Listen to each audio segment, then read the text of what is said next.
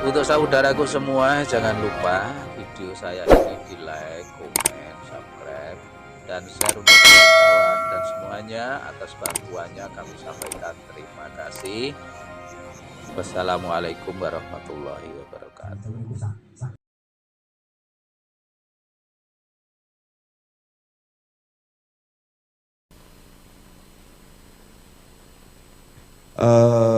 Tolong para rawuh ingkang wonten pinggir sageta manggen wonten kursi ingkang sampun kasedianan. Itu yang pakai kacamata itu geser ke sini, Mas. Ya. Biasanya lek kacamataan irengi hobine Habib ngono kuwi, ya, menyembunyikan kebohongan, ya toh? Monggo silakan. Ya. Siap. Assalamualaikum warahmatullahi wabarakatuh. Rahayu, rahayu, rahayu. Bismillahi walhamdulillah wala haula wala quwata illa billah. Wassalatu wassalamu ala rasulillah Sayyidina Muhammad ibni Abdillah wa ala alihi wa sahbihi wa man wala amma ba'du. Yang pertama-tama, mari kita panjatkan puji syukur kehadirat Allah Subhanahu wa Ta'ala. Kami berdua dalam kondisi yang belum selesai capeknya, habis reuni keluarga di Blitar, yaitu Bani Sokopuro, diculik, dijemput oleh panitia untuk bisa bertawajuh muwajahah, untuk bertemu dengan saudara-saudara pejuang pribumi Nusantara, para Trah Wali Songo, para Raden, para Sayyid Syarif, para Maulana. Di sini ada Panglima Laskar Perjuangan Wali Songo Indonesia Laskar Sabila Jawa Timur, Gus dari Padepokan Wong Bodo. Selamat datang kepada Gus Khoiri.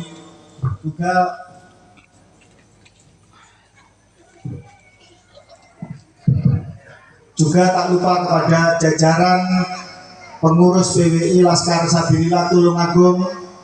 Tidak lupa pula kepada Muspida atau Muspika dari Kecamatan setempat Kalidawir di Kabupaten Tulungagung. Kepada semua alim ulama, para masyayikh tanpa habaib. Biasanya kalau orang NU habaib dulu baru kiai ya gitu. Para alim ulama tanpa habaib gitu. Karena mereka masih mengaku cucu Nabi, jadi tidak saya sebut.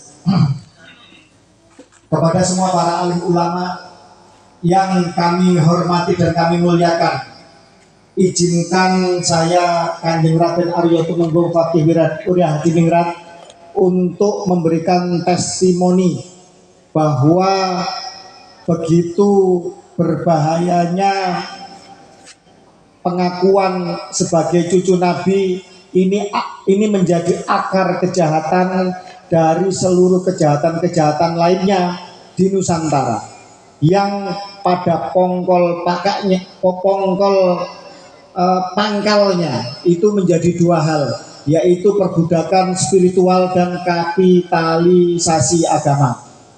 Saya dengan Kiai Haji Syarif Rahmat berjibaku mengumpulkan keluarga kami dari Bani Sokopuro, Blawong, Ngayogyakarta, Hadiningrat.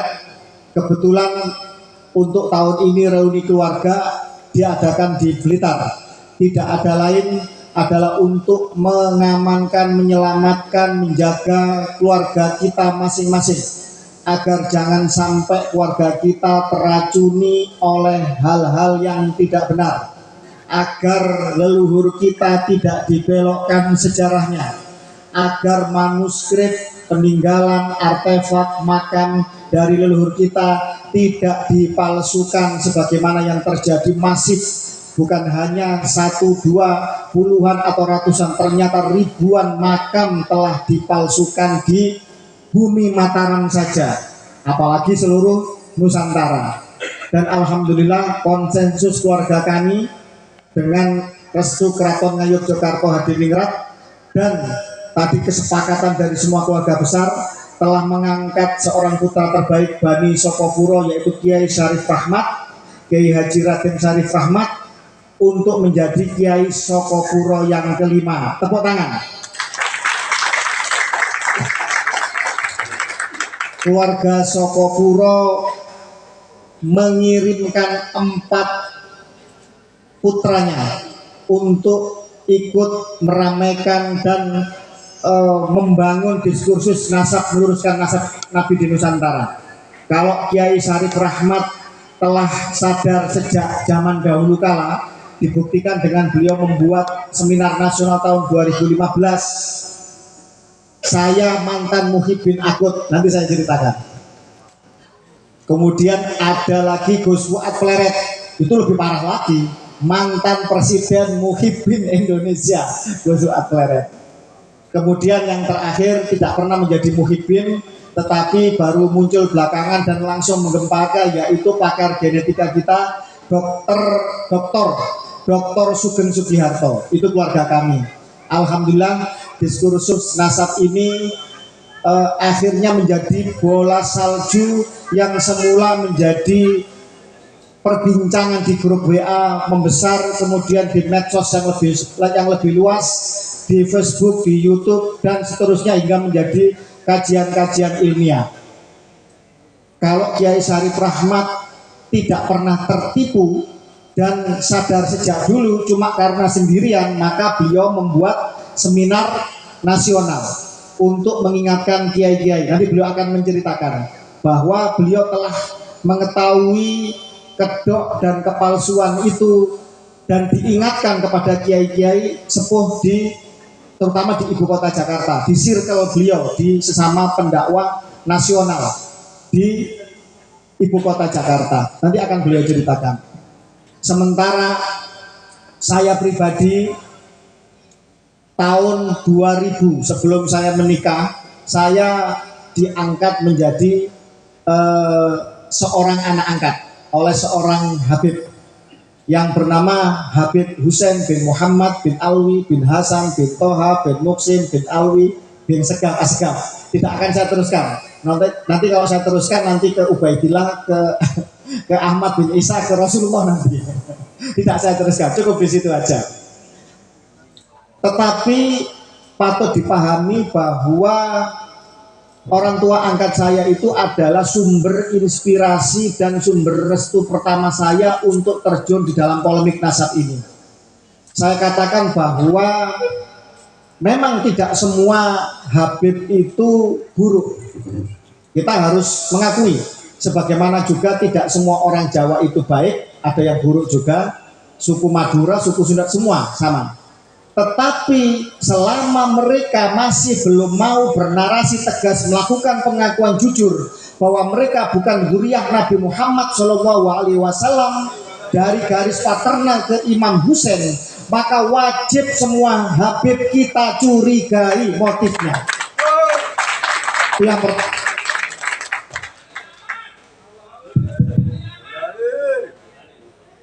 orang tua angkat saya kebetulan dari seorang Habib yang aristokrat. Nah, ada Habib aristokrat, Habib yang cukup berada, dari kelas pengusaha, dari juga kelas ulama.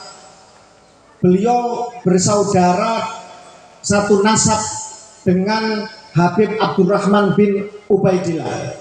Habib Abdurrahman bin Ubaidillah Asgaf itu pernah didatangkan oleh kolonial Belanda untuk mendamaikan antara Robito Alawiyah dengan Al-Irsyad. Pada saat itu terjadi pertumpahan darah, pertikaian yang berdarah-darah antara orang-orang imigran Yaman dan klan Ba'alwi dengan non Ba'alwi di Bondowoso. Menurut info itu ratusan korbannya. Bahkan kakeknya ketua Robito Alawiyah kalau tidak salah, atau putranya Habib Ja'far bin Sehon itu juga bertikai dan sempat dianiaya oleh seorang Arab non Ba'alwi. Artinya sudah sampai separah itu, pertikaiannya itu sudah sampai mengarah ke fisik. karena Belanda punya proyek migrasi ras imigran dari Yaman ini untuk kooptasi Islam di Nusantara pasca perang Diponegoro, dan ini terjadi pertikaian di antara mereka, maka ini mengancam proyek kolonialisasi itu sendiri, sehingga kemudian didatangkanlah Mufti Tarim yang bernama Abdurrahman bin Ubaidillah ke Nusantara. Ternyata Abdurrahman bin Ubaidillah As-Segaf ini kecewa. Di dalam kitab Al-Istizadah fi Akhbaris Sadat, ditulis oleh cucunya sendiri, itu beliau bertestimoni bahwa beliau kecewa dengan klan Ba'alwi yang rasis, yang rakus, bahkan didoakan rezekinya tidak barokah karena mendukung pemerintahan kafir harbi di Nusantara. Ketika itu beliau menemui klan Arab non Ba'alwi dengan sembunyi-sembunyi karena takut diancam oleh bangsanya sendiri, klan Ba'alwi.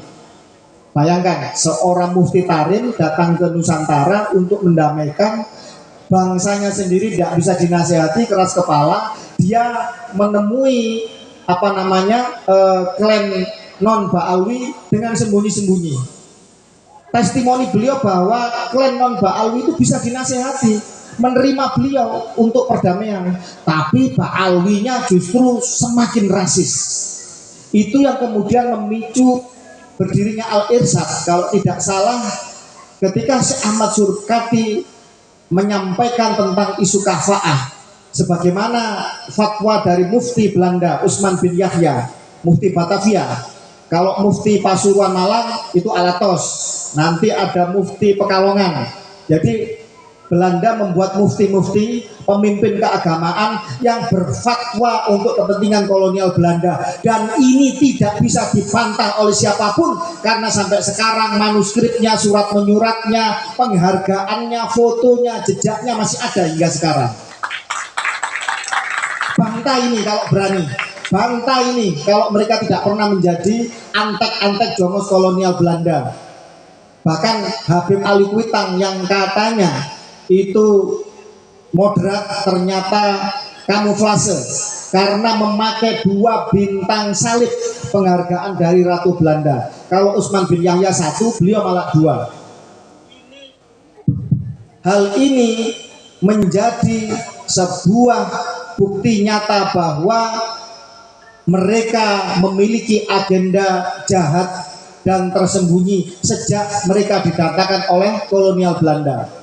Bapak Ibu sekalian, ketika kemudian Abdurrahman bin Ubaidillah kembali ke Tarim, kemudian beliau bertestimoni, ditulis oleh cucunya menjadi kitab Al-Istizadah fi Akhbaris Sadat. Kebetulan orang tua angkat Habib Hussein berasal dari keluarga ini. Karena berasal dari keluarga yang seperti itu, pola pikirnya beliau lebih moderat. Terus terang, dari banyak Habib sudah menghubungi saya secara pribadi. Saya tidak akan menyebutkan namanya karena amanah. Terutama mereka yang telah tes DNA. Ada marga Asgaf, ada marga Al-Hadi, dan lain sebagainya. Mereka mengatakan bahwa kami sudah taslim, kami bukan cucu Nabi. Contohnya yang Al-Hadi misalkan, itu ras Arabnya di bawah 1%. Ini DNA loh. Membantah ini harus punya basis keilmuan yang berdiri kokoh 200 tahun sejak Gregory Mendel menemukan ilmu tentang genetika, hingga yang abad 21 ini sudah sedemikian maju. Kalau membaca hasil DNA itu ilmu kemarin sore, ilmu kemarin. Sekarang bukan lagi membaca hasil tes DNA atau memetakan hasil DNA, tetapi merakit DNA untuk membentuk varietas unggul. Bagaimana misalkan orang tua kita itu punya gejala diabetes misalkan, itu bisa sperma maupun ovumnya itu dirakit dahulu sebelum dikawinkan untuk melahirkan bayi yang terbebas atau yang tidak rentan terhadap diabetes. Itu bisa. Jadi merakit DNA sudah dilakukan di zaman sekarang. Cina itu sudah membuat replika atau merakit DNA dari berbagai macam hewan dari mutasi genetisnya seekor naga. Bayangkan, ada direwolf atau serigala zaman purba itu sudah bisa dirakit. Luar biasa zaman sekarang. Jadi kalau membaca tes DNA itu ilmu kemarin. Kalau membantah ini berarti dia hidup di abad pertengahan, di abad zaman batu. Kalau mau membantah tes DNA. Banyak Habib yang telah tes DNA dan mengakui bahwa dirinya taslim bukan cucu Nabi dan bukan orang Arab. Jadi kalau Arab saja bukan, mustahil jadi keturunan Nabi Ibrahim, mustahil jadi keturunan Nabi Ismail, mustahil jadi keturunan Bani Quraisy, mustahil jadi keturunan Bani Hashim, apalagi keturunan Imam Ali, Hasan dan Husain yang merupakan cucu dari baginda Nabi Muhammad Shallallahu Alaihi Wasallam. Itu sudah banyak Habib yang taslim, itu sudah banyak, tapi mereka tetap tidak berani bernarasi. Bagi kita, mereka yang sadar atau tidak sadar tetapi belum berani bernarasi, kita anggap sama saja. Sepakat? Karena kalau mereka berani bernarasi dan meminta maaf kepada bangsa Indonesia, maka ini akan menjadi fakta sejarah, dokumentasi sejarah bahwa dulu datuknya pernah mengakui bukan cucu Nabi dan menjadi pelajaran bagi seluruh keturunan Bani Alwi, imigran Yaman ini, untuk mengingatkan keturunannya agar jangan coba-coba mengaku sebagai keturunan Nabi Muhammad Shallallahu Alaihi Wasallam. Ketika sebelum PWI berdiri ada Naat ya. Sebelum Naat itu adalah beberapa nakobah yang masuk ke Nusa Cengceng Sarung ya, untuk melawan narasi bahwa Wali Songo bukan dzurriyyah Nabi atau terputus nasabnya atau palsu atau putus perempuan, apalah penghinaan mereka dan lain sebagainya. Waktu itu saya minta izin ke orang tua angkat saya. Beb, saya sebagai anak angkat antum mohon izin, karena saya dititipkan oleh ibu saya sebelum meninggal kepada antum untuk mengawasi dan mendidik saya. Saya izin untuk ikut membantu Bani Wali Songo. Ini testimoni ya, ini di bawah sumpah ini. Beliau mengatakan bahwa silahkan, bahkan beliau mendoakan dan mendukung. Beliau menyampaikan beberapa hal. Yang pertama, nanti ente atau saya, itu saya, kata beliau, akan mengetahui siapa itu sesungguhnya Wali Songo, nasabnya kemana. Itu yang pertama. Yang kedua, beliau mengatakan bahwa ente bakal tahu nasab kami Bani Alawi. Belum menyebutkan Bani Alawi, Pak Alawi itu. Saya menolak sekarang, bukan Ba Alawi atau keturunan Alawi, keturunan Ali, tapi Ba Alwi. Alwi ini nama burung di Hadramut. Mereka memberi tambahan Alawi supaya seperti keturunan Ali, padahal itu nama burung di Hadramut. Ente bakal tahu nasab keluarga kami. Nah, itu yang kedua. Yang ketiga, tolong kalau ente sudah tahu semuanya, ente jangan ragu-ragu untuk mengungkap kebenaran. Jadi saya begini lantang menulis puluhan tulisan dan lain sebagainya, ini memang atas restu seorang Habib. Nah, jadi kalau kemudian mengatakan bahwa semua Habib itu tidak mendukung, banyak yang mendukung. Tapi selama mereka tidak mau bernarasi jujur secara lantang dari lisan sendiri, wajib kita masih berhati-hati dan mencurigai. Itu catatan. Yang berikutnya, beliau pernah ngomong bahwa wajah kami itu tidak seperti orang Arab, tetapi seperti orang Tapi di akhir-akhir setelah kemudian saya berkorespondensi dengan senior saya di Jerman yang menikahi perempuan Jerman Yahudi Ashkenazi. Dari situ saya mendapatkan info bahwa klan Habib Ba Alwi ini sudah diakui, diisbat oleh keluarga besar Yahudi internasional. Buktinya apa? Lihat situs jewisdna.net. Di situ adalah situs bagaimana keluarga besar Yahudi internasional itu mencari keluarga besarnya secara genetika. Pada saat itu ada di tabel 058 dan tabel 057. Ada 2 sampel, yaitu Jamalul Lail dan Assegaf. Setelah itu saya baru sadar bahwa mereka benar-benar orang Israel, bukan orang Arab, apalagi keturunan Nabi Muhammad SAW. Ini data ilmiah loh ini.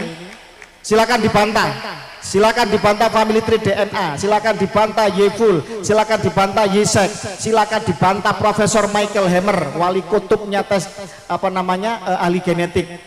Profesor Michael Hammer ini juga Yahudi Ashkenazi.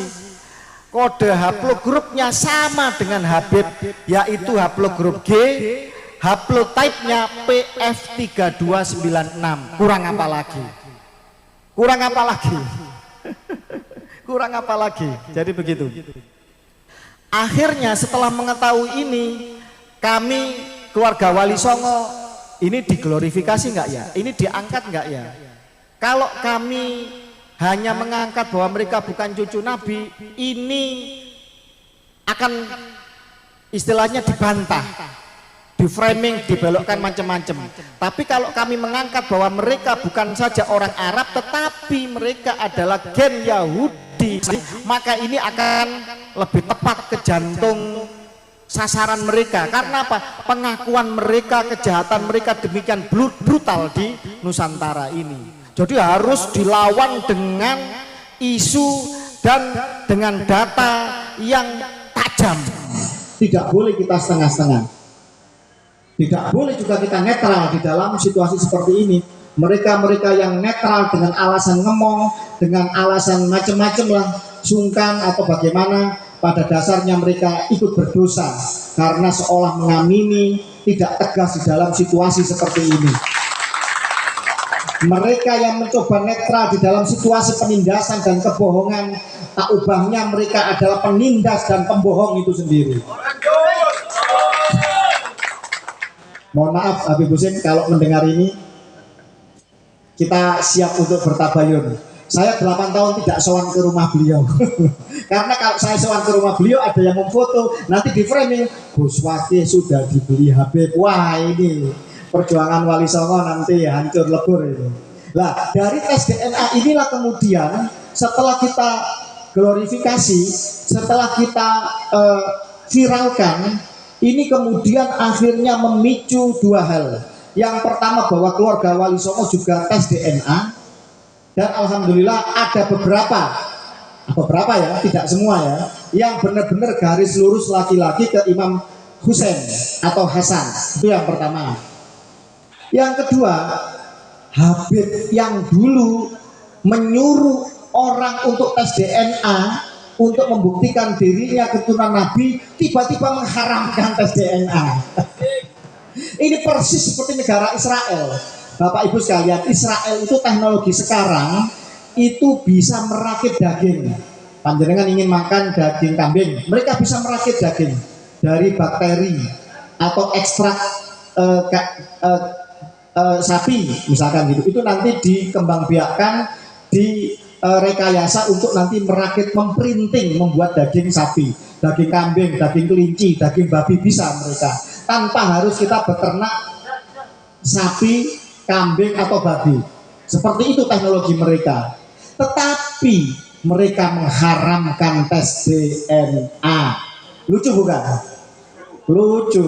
Jadi karena apa? Karena dengan tes DNA inilah bahwa maling nasab lebih mudah dibuktikan daripada maling jemuran. Jadi begitu. Jadi sekarang sudah maju zaman, Pak, Bu, ngaku-ngaku keturunan orang lain itu sekarang jangan main-main. Seorang motivator kelas nasional dengan inisial MT, saya nggak nyebut nama ya, nanti khawatir jadi kejahatan ITE nanti. Dulu begitu orang gandrung kepada dia, sekali mengundang itu ratusan juta di sebuah tempat yang harus hotel berbintang 5 di TV-TV nasional. Hanya karena tidak mengakui anak kandungnya dari mantan istrinya, sehingga sekarang semua orang tidak percaya kepadanya setelah dites DNA si anak kandung ini. Masih ingat namanya? Kiswinar. Ya, sudah ya. Jadi situ banyak orang-orang yang akhirnya jatuh setelah dites DNA. Karena itulah beberapa narkoba internasional menerapkan tes DNA untuk membuktikan seseorang itu keturunan Nabi atau tidak. Dan kami pun dari Bani Mataram juga mengetes 2 pangeran garis lurus laki-laki Bani Mataram, yaitu Gusti Bindoro Pangeran Haryo Yudoningrat dari Ngayogyakarta Hadiningrat dan Kanjeng Gusti Pangeran Haryo Adipati Benowo dari Surakarta Hadiningrat, untuk membuktikan apa haplogrupnya, apa haplotype-nya, apa, siapa, berapa lama, berapa ratus tahun silam kakek bersamanya. Dari sini untuk menjangkar semua Bani Mataram, orang-orang yang punya keterkaitan darah dengan Jogja, Surakarta, Mangkunegaran maupun Papua Lama, atau semua yang terahnya dengan Joko Tingkir misalkan, agar tidak mudah disusupi oleh nasab orang lain, agar Hamengkubuwono yang diakui sebagai bin Yahya dan Pakubuwono yang diakui sebagai Assegaf bisa terpatahkan dengan tes DNA. Kurang ajar mereka itu, sangat kurang ajar dan brutal kejahatannya. Berani menabrak data Keraton Nusantara. KRT Sumodiningrat menjadi Hasan bin Toha bin Yahya. Terus kemudian siapa itu di Banten ya, ada siapa itu Panglima Gajah siapa itu menjadi bin Yahya. Banyak yang di bin Yahyakan. Wali Songo dibasaibankan atau diazmatkan ba'alwikan. Dan ini jelas-jelas pembelokan sejarah yang harus dilawan. Modus ini banyak digunakan oleh orang-orang Yahudi sepanjang masa. Saya katakan Yahudi ini ada 2. Yahudi sebagai entitas kesukuan Bani Israel, maupun Yahudi sebagai sebuah ideologi yang sekarang berkembang menjadi Zionisme. Yahudi Bani Israel adalah benar-benar keturunan dari Nabiullah Yakub, nama lainnya Israel, Yakub bin Ishak bin Ibrahim.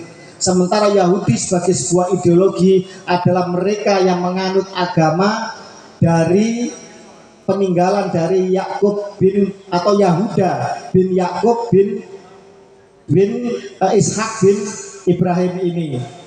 Ternyata di antara agama Yahudi pun juga mengalami banyak penyusupan nasab.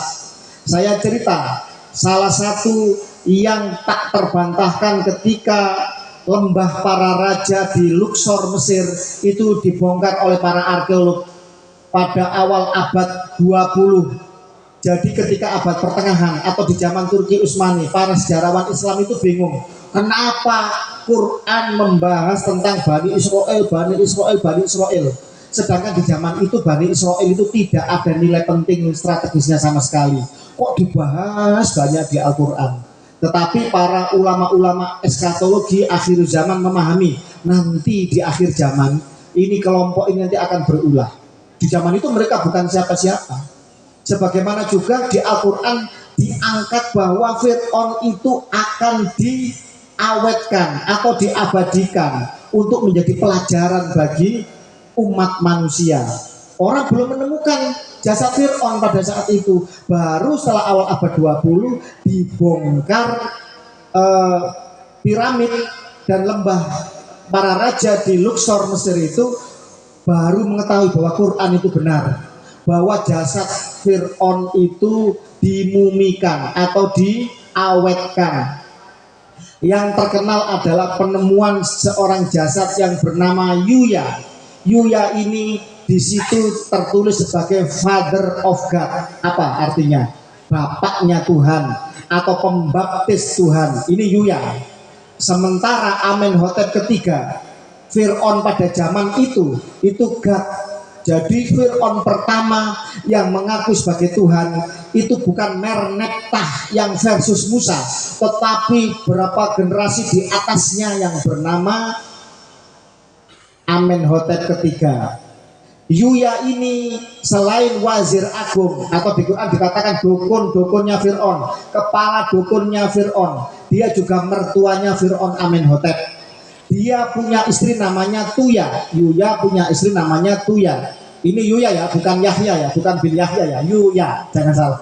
Yuya punya istri namanya Tuya, punya anak namanya Tie. Tie ini yang dikawin sama Amenhotep ketiga. Nanti punya anak apa namanya, selain Ti ada namanya Ai. Ai nanti ini akan memberontak meracuni Fir'aun berikutnya untuk dia menjadi Fir'aun. Jadi sudah bapaknya mengangkat, mengompori Fir'aun Amenhotep menjadi Tuhan, dia sendiri menjadi bapaknya Tuhan, kemudian dia punya anak, anaknya ini meracuni Fir'aun. Jadi betapa jahatnya. Setelah dites DNA, keluarga Fir'aun ini haplogrup DNA-nya kromosom ya, garis lurus laki-laki, itu tidak sama dengan Yuya. Yuya disinyalir bukan orang asli Mesir, bukan orang asli Afrika Utara. Haplogrupnya adalah G, yaitu pria dari Kaukasia. Dan keturunan dari haplogrup G ini dari Yuya ini nanti mengalir secara ilmu genetik. Lihat di channel YouTube-nya Dr. Sugeng bahwa klan Ba'alwi yang sekarang mengaku cucu Nabi, yang rasis, yang putri-putrinya haram, hukumnya zina, dinikahi oleh orang di luar mereka ini, yang di Nusantara membelokkan nasab, membelokkan apa namanya, memalsukan makam ini, itu memiliki jejak genetis keturunan dari Yuya atau Fir'aun itu sendiri. Loh, ini ilmu pengetahuan, silakan dibantah kalau kemudian tidak terima, tapi siapkan keilmuan, jangan hanya modal gacor, modal khurafat, modal jualan minyak wangi 10.000 dijual 2 juta, mau membatalkan tes DNA. Nanti dulu, belajar dulu yang rajin untuk membatalkan tes DNA. Jadi setelah kemudian berapa generasi kemudian muncullah Musa As-Samiri yang menyusup ke dalam umatnya Musa. Itu sudah apa namanya, sudah Fir'aun yang dibawanya lagi, habis Amenhotep ketiga, kemudian Akhenaten, kemudian Tutankhamun, ini dibunuh sama Ai, anaknya si Yuya tadi, wazir agung zaman itu. Akhenaten kemudian diganti Ai ya, jadi Fir'aun sementara diganti Horemheb, Horemheb diganti sama Ramses pertama, kemudian Seti pertama, Ramses kedua, kemudian baru Merneptah. Ini yang melawan Musa. Apa buktinya kalau Fir'aun ini yang melawan Musa? Karena di dalam jasad muminya ditemukan material kristal garam air laut. Wah, jadi Quran itu benar. Hakul yakin, bukan hanya 100%, 1.000.000% benar. Zaman itu orang Fir'aun diawetkan saja orang masih tanda tanya. Ternyata sejarah membuktikan kemudian ada Fir'aun yang di dalam lambungnya itu bekas-bekas orang kelelep atau orang tenggelam di lautan. Jadi benar sekali apa yang disampaikan oleh Al-Quran. Ini jauh, sehingga kalau Yuya saja di zaman itu sudah ada penyusup haplogrup G, saya yakin seyakin-yakinnya entitas Musa As-Samiri yang menyembah sapi, yang mengkafirkan sebagian Bani Israel, itu juga haplogrup G. Saya yakin seyakin-yakinnya. Menurut Profesor Syekh Imran Hussein, pakar eskatologi dunia, lihat di YouTube banyak, beliau juga banyak menulis buku. Musa As-Samiri ini adalah entitas Dajjal yang nanti diimmortalkan di dimensi lain untuk nanti muncul di akhir zaman untuk melawan Imam Mahdi dan Dajjal. Tetapi dari manakah haplogrup G ini? Berasal dari Kaukasus, yaitu Asia Tengah. Di sebelah utaranya Turki, jalur sutra zaman dahulu. Ada sebuah suku perampok yang merampok jalur sutra. Perdagangan paling sibuk, paling penting, paling strategis di dunia pada saat itu. Dari Tiongkok Raya menuju ke Asia Tengah, kepada Timur Tengah hingga ke Eropa. Mereka bangsa perampok mendirikan kerajaan yang bernama Khazar karena mereka takut diserbu oleh kaum salib dan takut diserbu oleh kaum Sabil. Dalam perang salib mereka memeluk agama Yahudi. Mereka memeluk agama Yahudi bukan karena keturunan dari Ibrahim, tetapi karena takut diserbu oleh dua suku bangsa. Ini berarti apa? Masuk agama Yahudinya pura-pura. atau berkepentingan, bukan dari ideologis seperti itu. Dibuktikan dengan apa? Dengan surat menyurat. Raja Khazar pada zaman itu berkorespondensi dengan Perdana Menteri Andalusia Abdurrahman Ad-Dakhil atau Abdurrahman kedua, yang bernama Perdana Menteri Hasda bin Sabrut, seorang Yahudi. Ketika dia menjadi Perdana Menteri di Andalusia Umayyah pada saat itu di Spanyol, dia mencari keluarga besar Yahudi seluruh dunia.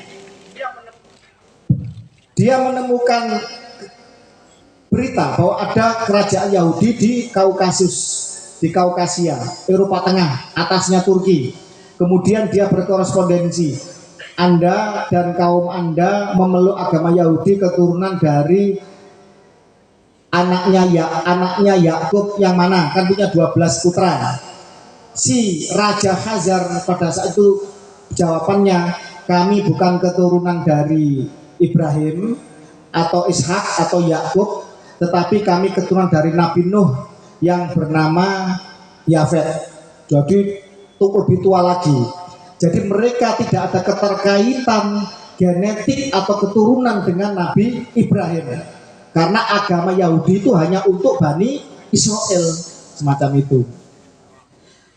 Ternyata setelah itu kemudian tidak lama setelah surat menyurat itu, Bani Khazar ini, kerajaan Khazar ini hancur, diserbu oleh Mongol dan dihancurkan tumpes total oleh kerajaan Kievan Rus atau Rusia. Makanya mereka kemudian membalas dendam dengan Yahudi Khazar ini memberontak pada revolusi Bolshevik 1917, menghabisi dinasti Tsar Rusia. Siapa 3 orang Yahudi Khazar ini? Yaitu Stalin, Lenin, dan Trotsky. Stalin sendiri tes DNA-nya sama haplogrupnya, haplotype-nya dengan Bani Alawi, Ba'alwi. Habib itu sama dengan Stalin. Mau ngomong apa mereka? Mau ngomong apa? Mau merubah DNA dirinya mereka? Bisa merubah DNA 18 bisa mengubah DNA dalam diri kita 18.000 triliun sel dalam diri kita, mustahil saudara-saudara sekalian. Nah, disitulah kemudian akhirnya tes genetika ini menjadi pedang bermata ganda, tajam ke kanan dan ke kiri. Tajam ke kanan ketika untuk kebaikan mengetahui siapa silsilah leluhur kita dan keturunan kita, dan juga menjadi tajam ke kiri, menjadi pisau keadilan, pengiris keadilan, pembeda kebenaran bagi orang-orang yang suka memalsukan nasabnya. Pada akhirnya haplogrup G ini terkonfirmasi menjadi tokoh-tokohnya banyak yang menjadi penjahat kelas dunia. Mau tahu? Pertama Yuya, sudah jelas ya, yang menuhankan Fir'aun pertama kali. Putranya juga mengkudeta dan meracuni Fir'aun Tutankhamun. Kemudian ada Stalin yang mendirikan negara komunis di Rusia, membuat korban kelaparan di Rusia atau Uni Soviet pada saat itu, yang mati itu sekitar 30 juta jiwa. Mengobarkan perang dunia kedua bersama Hitler, yang ibunya Hitler itu ternyata juga Yahudi Askenazi. Korban perang dunia kedua 100 juta jiwa. Jahat apa buatan? Baik apa jahat? Korban jutaan ini luar biasa. Tsunami Aceh itu yang meninggal 200.000 aja, itu sudah menjadi tragedi kemanusiaan, bencana kemanusiaan, bencana internasional, apalagi perang dunia pertama dan kedua. Kemudian ada lagi tokoh haplogrup G yang lain yang jahat. Ada nggak? Ada.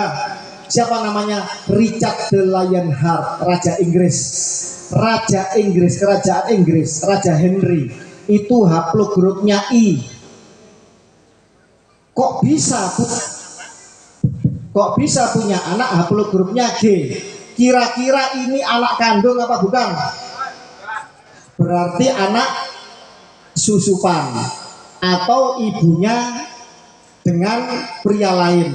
Sekarang begini, panjenengan haplogrupnya O misalkan, punya 5 anak laki-laki, dites DNA yang 4 sama-sama O, haplotype-nya, kode genetisnya panjenengan ada di 4 anak ini, terus 1 orang anak tes DNA-nya nggak sama, kira-kira panjenengan stres apa enggak?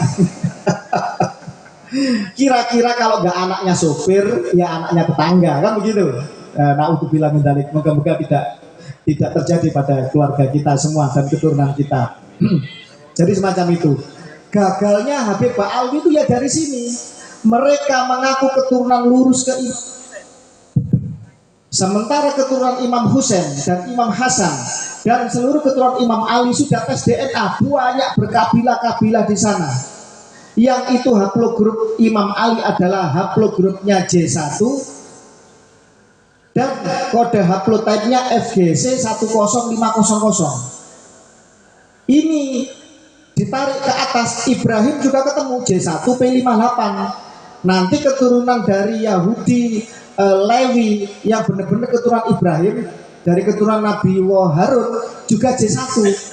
Ketemu nanti diukur antara Bani Hasim, Quraisy, Bani Adnan dengan Ibrahim, ketemu di sekitar 5000 tahun silam. Sementara Habib Ba'alwi ini dites DNA J1 saja bukan. Artinya bukan orang Arab. Haplogrupnya G, orang tahu kasus. Terkonfirmasi, terindikasi sebagai Yahudi Bani Khazar yang hancur berantakan, musnah, lari ke banyak negeri, menyebar, menyusup ke semua agama. Termasuk kemana? Ke Bani Fatimiyah.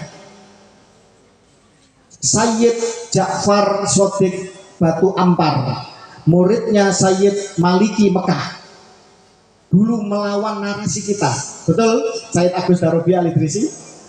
Tapi karena orang alim dan jujur, jadi kalau orang alim saja tidak cukup, orang alim dan jujur ini akan dibimbing oleh ilmu dan akal sehatnya. Akhirnya beliau sadar dan beliau membela narasi kita di garis depan. Bahkan dengan telitinya menemukan syairnya Ali bin Abu Bakar As-Sakran yang menulis kitab Burqatul Musiko yang pertama kali mengklaim Habib Ba'alwi keturunan dari Nabi Muhammad SAW melalui Ahmad bin Isa Al-Husaini. Di situ terkonfirmasi bahwa mereka keturunan dari Maimun Al-Qodah. Maimun Al-Qodah ini adalah dari dinasti Fatimiyah Mesir yang menganut Syiah Rafidah, yang menuhankan Sayyidina Ali, yang membelokkan madhab Imamiyah Ahlul Bait Nabi. Mereka mendukung gerakan Koromito dari Bahrain, suatu sekte sesat perampok yang pernah membunuh 30.000 jamaah haji di zaman itu. Pernah mencongkel Hajar Aswad selama 26 tahun, tidak di Mekah tapi dibawa ke Bahrain. Ini dari dinasti Fatimiyah Mesir. Ini fakta sejarah. Dinasti Fatimiyah ini nanti dihancurkan oleh Salahuddin Al-Ayyubi. Di mana Salahuddin Al-Ayyubi ini mendapatkan fatwa dari Syekh Abdul Qadir Al-Jilani. Karena itulah kemudian jangan heran ketika klan Ba'alwi ini begitu menjatuhkan makom, menjatuhkan derajatnya Syekh Abdul Qadir Jailani di bawah datuknya yang fiktif yaitu Al-Faqih Al-Muqaddam. Lihat di manaqibnya Al-Faqih Al-Muqaddam bagaimana mereka merendahkan Syekh Abdul Qadir Jailani. Awalnya pansos mengatakan Syekh Abdul Qadir Jailani adalah pemimpin para wali masyhur. Sementara datuk kami Al-Faqih Al-Muqaddam adalah pemimpin para wali mastur. Wali mastur derajatnya 1000 kali lebih tinggi daripada wali masyhur. Apa ini tidak merendahkan? Merendahkan sekali. Maka wali songo yang memiliki pertalian darah dengan Syekh Abdul Qadir Jailani, semua wali songo, baik yang Al-Hasani maupun Al-Husaini, punya pertalian darah dengan Syekh Abdul Qadir Jailani. Makanya manakib Syekh Abdul Qadir Jailani membudaya, mentradisi di Nusantara karena datuknya Karena siapa lagi yang mau kita bawa? Ya ajaran datuk kita yang kita bawa, bukan ajaran datuknya. Itu ajaran Wali Songo, demikian. Bicara Salahuddin Al-Ayyubi adalah penakluk Yerusalem tanpa membunuh, membantai anak-anak dan perempuan. Disinilah kemudian waktu itu Yerusalem mengalami masa keemasan. Para sejarawan Barat memuji Salahuddin Al-Ayyubi atau Saladin sebagai seorang raja besar, penakluk, seorang khalifah yang menjalankan syariat Nabi Muhammad sebenar-benarnya dalam kaidah perang. Tidak memotong pohon, tidak membantai anak-anak dan perempuan, mengampuni para tawanan perang. Itu terjadi pada waktu penaklukan Yerusalem. Tapi perdamaian ini diganggu, diserang oleh raja tadi, Richard the Lionheart, yang bapaknya namanya Henry Haplogroup I. Dia si Richard the Lionheart ini, si hati singa ini dari Inggris ini, apa haplogrupnya? Haplogrupnya, loh, lah kok G2 bisa? Sama dengan Mbak Alawi. Jahat apa mboten? Jahat. Panjenengan pernah lihat film Scarface, The Godfather 1, 2, 3, 4 kalau nggak salah, pernah lihat? Seorang penjahat legendaris yang membuat organisasi mafia di Amerika Serikat, organisasi modern yang hampir-hampir meracuni perpolitikan Amerika, bergerak di perdagangan narkoba, pelacuran maupun judi, yang bernama Alfred Capone atau Al Capone. Pernah lihat filmnya? Al Capone ini adalah imigran Yahudi Askenazi dari Sisilia. Haplogrupnya GP303. Ini juga ada kode ini di dalam klan Habib Alwi Yaman. Mau ngomong apa sekarang? Ayo mau ngomong apa? Mau menolak tes DNA? Siapkan keilmuan kalau memang mau dan sanggup membantah tes DNA. Jadi Bapak Ibu sekalian, setelah Dr. Sugeng Sugiarto muncul dan beberapa pakar genetik waktu itu hadir, termasuk Kepala Lab Genomic BRIN, Badan Riset Inovasi Nasional, di seminar nasional di UIN Syarif Hidayatullah Jakarta yang diadakan oleh kakang mas saya Kiai Haji Raden Syarif Rahmat Padasuka waktu itu. Sebenarnya stempel nasab Ba'alwi sudah tuntas. Saya sebenarnya sudah males ngomong masalah nasab Ba'alwi. Karena apa? Mereka gagal total dari berbagai macam sisi. Dari genetika mutlak gagal total. Dari kitab nasab mereka tidak tercatat 550 tahun di kitab-kitab nasab. Yang dikupas Kiai Imaduddin itu cuma 13 kitab nasab. Tanya ke Nakoba Al-Idrisi, ada berapa kitabnya? Ribuan kitab nasab yang dari abad ke abad yang tidak mencatat tentang klan Ba'alwi Yaman. Dari sejarah janggal sekali bahwa Ahmad bin Isa dan putra-putranya itu jelas nakobanya telah tercatat. Ahmad bin Isa tidak pernah hijrah ke Yaman. Dari mana itu makam Ahmad bin Isa yang ada di Husaisah Hadramut Yaman itu? Ternyata dari hasil takwil mimpi. Masya Allah. Itu pun di abad sekitar 500-an tahun dari Ahmad bin Isa asli masa hidupnya. Jadi saya ngaku cucunya Pangeran Diponegoro 500 tahun setelah kematian Diponegoro berdasarkan tafsir, berdasarkan takwil mimpi. Ini masuk akal napa mboten? Patut dipercaya napa mboten? Patut diragukan. Itu. Kemudian saya mengaku trah Sokopuro dari Blawong Yogyakarta, dari trah Patok Negoro Yogyakarta, dari trah Hamengkubuwono Yogyakarta. Pertanyaannya, saya isbat nasabnya cukup di Tulungagung atau Blitar atau Pasuruan, atau saya harus diakui oleh keluarga di Jogja?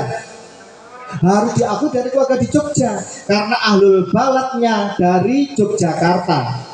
Sekarang tanya sama klan Ba'alwi Yaman, Ayo monggo Pak Kapolres, Pak Kapolsek, Muspida atau siapa saja yang masih ragu-ragu menganggap PWI ini biang onar, biang fitnah, jawab pertanyaan yang logis ini.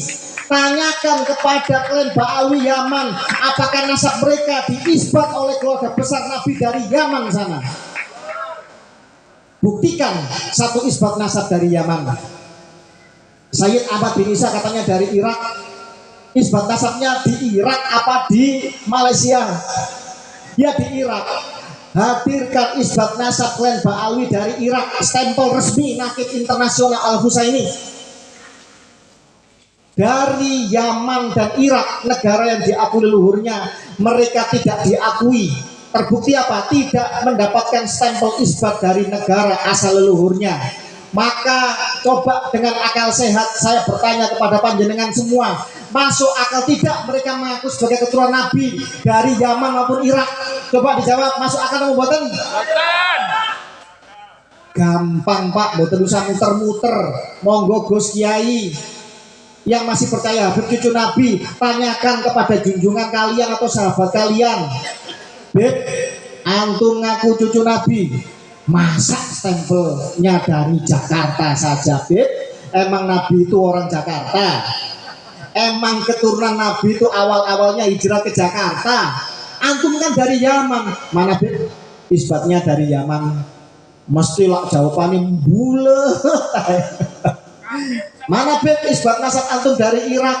Nanti ruwet jawabannya nanti. Kalau orang benar seperti Al-Idrisi, Sayyid Agus Al-Idrisi misalkan, atau Sayyid Zulfikar Al-Idrisi, antum keturunan siapa? Ada data keluarga? Ada. Kami dari Sayyid Abdul Rahim Segoropuro, manuskripnya ada. Beliau hijrah di zaman Amangkurat kedua, ya, membantu Untung Suropati di zaman itu.